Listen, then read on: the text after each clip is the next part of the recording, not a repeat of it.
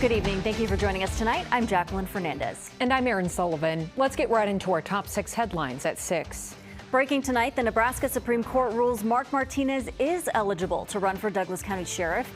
Martinez faced a challenge from the Douglas County Republican Party, which claimed he was ineligible to run because his law enforcement certificate expired in 2009.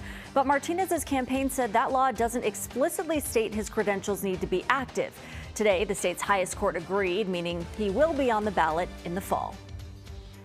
Nebraska Governor Jim Pillen spoke with crews and volunteers working to control the sprawling wildfires still burning tonight.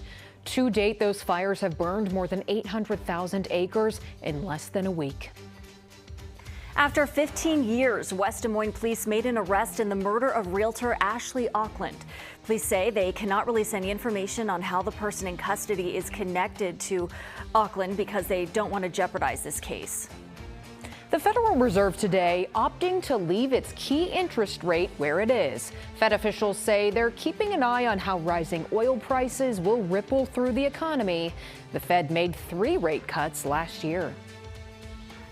A cornerstone of South Omaha's Latino community is once again open. El Museo Latino is welcoming visitors back after closure for renovations. Mayor John Ewing declared today El Museo Latino Day at the opening ceremony. Omaha's Henry Dorley Zoo and Aquarium remains on top. For the 4th year in a row, it won USA Today's Reader's Choice Awards for Best Zoo. And that's not all. It also secured Best Zoo Membership, Best Zoo Exhibit for the Desert Dome, and Best Safari Park for the Lee G. Simmons Wildlife Safari Park. Well, if you feel like we skipped over spring and then went